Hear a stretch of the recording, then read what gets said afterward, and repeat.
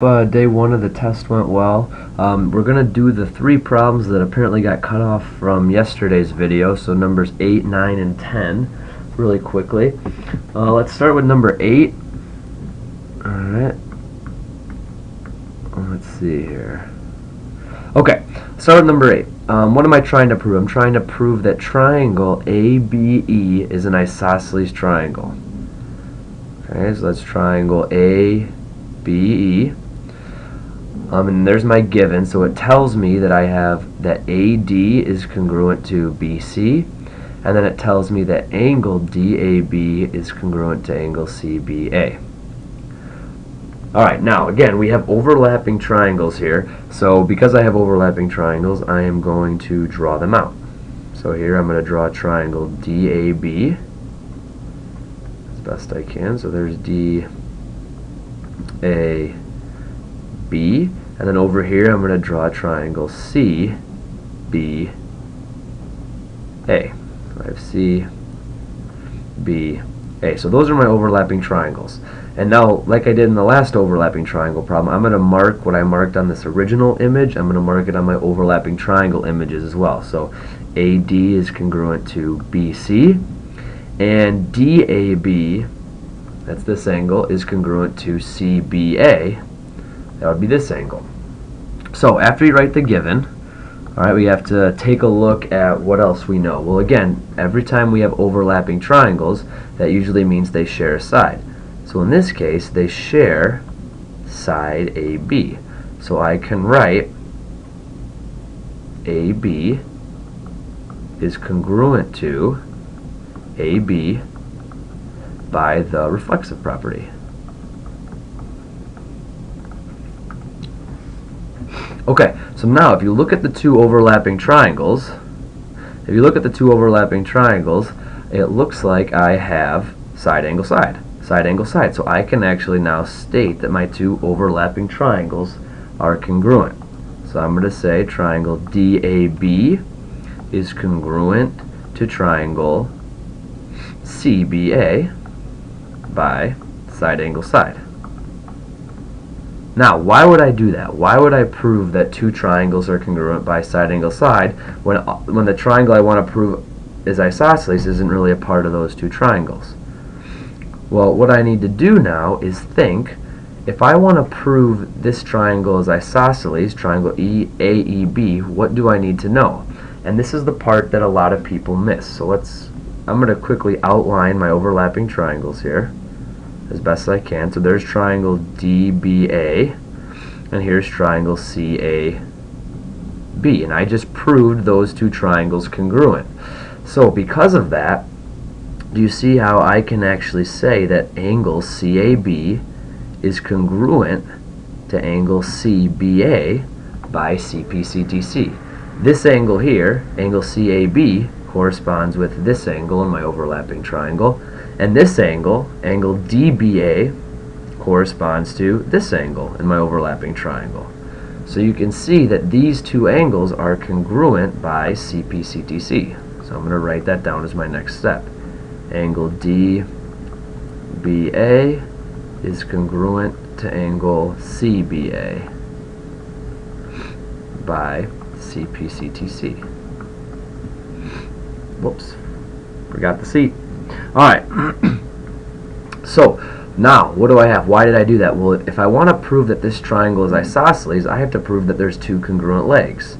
So if you just narrow in now on triangle AEB, I can say that BE is congruent to AE because I have an isosceles triangle, so I can say if angles, then sides. Right? So if these angles are congruent, then the sides opposite them are congruent as well. So I can actually state AE is congruent to BE because of if sides, then angles. I'm sorry, if angles, then sides. If angles, then sides. So now that I've proven that AE is congruent to BE, which is what I originally wanted to prove in order to prove that the triangle is isosceles, now I can state my last step, which is that triangle AEB, or triangle ABE, is isosceles. And how do I know that? Well, because there's two legs of an isosceles triangle are congruent, so we can just write for our purposes definition of isosceles triangle.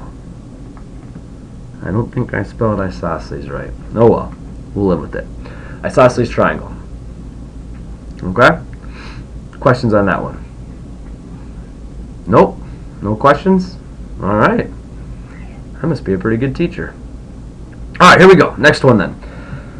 Alright, this is the one that stumped a lot of people. There was a question like this on the homework, so let's go ahead and this is a long proof here, I think, so I'm just going to, again, like I've been doing, I'm going to draw my given over there.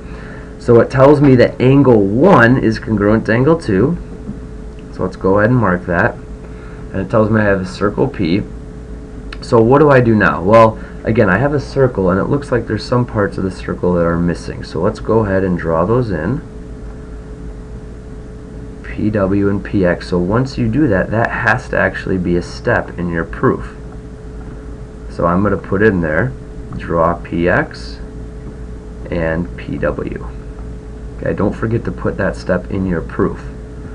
So once I do that, our reasoning for that is 2 points make a line.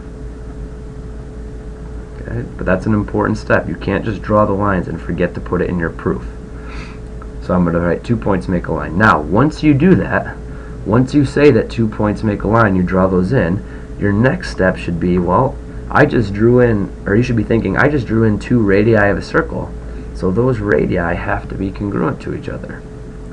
So why don't you actually write, or make your next step, PX is congruent to PW. And how do we know that? Well, because all radii are congruent. So we know that my radii have to be congruent to each other. Now, what I want you to do is to take a second and look at just triangle XYW. So that's this isosceles triangle here. If you narrow in on that triangle, notice that I have angle 1 and angle 2 congruent, so that means that the sides that are opposite of them have to be congruent as well. So I can say XY is congruent to YW. And how do I know that? Because if angles, then sides. So again, I'm just looking at this triangle, triangle XYW, and I have these 2 angles congruent. So if those 2 angles are congruent, then the sides opposite them are congruent as well. So how do I know that? If angles, angles 1 and 2. If angles, then sides. Alright. So now, let's take a look for just a second here at the 2 big triangles. So I'm going to outline them here. Triangle XPY and triangle WPY. If I want to show that those 2 triangles are congruent, the black triangles, what else do I need? Notice I have a side here, PX, PW, and I have side XY and YW, which I just proved in step 4. So the last thing I need is, well, I can just use my favorite property, the reflexive property, and say that PY is congruent to PY. How do we know that again? Well, we know that by the reflexive property. Okay, now that I've gotten that, I've just proven that these 2 big triangles, triangle XYP and WYP, are congruent. So let's write that in our proof. Triangle XYP is congruent to triangle WYP. And how do I know that? Well, side, side, side. I have side, side, side, side, side, side. So I can write that down in my proof. Okay, now what's the reasoning for doing that? Notice we've gotten through step 6 and I haven't even looked at what I'm trying to prove yet. I'm trying to prove that PY is perpendicular to XW.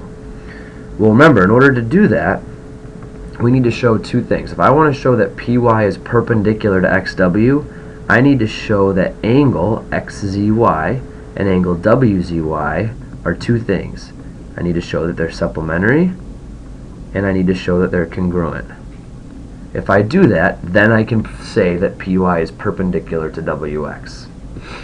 So by doing that, okay, I need to act, if I want to show that these two angles are congruent, I need to show that these two little triangles right here are congruent, XZY and WZY. So I want to take a look at what I've already shown. I've shown that the two bigger triangles are congruent. So now you want to think to yourself, okay, what is an angle in the big triangle that is also an angle in the little triangle?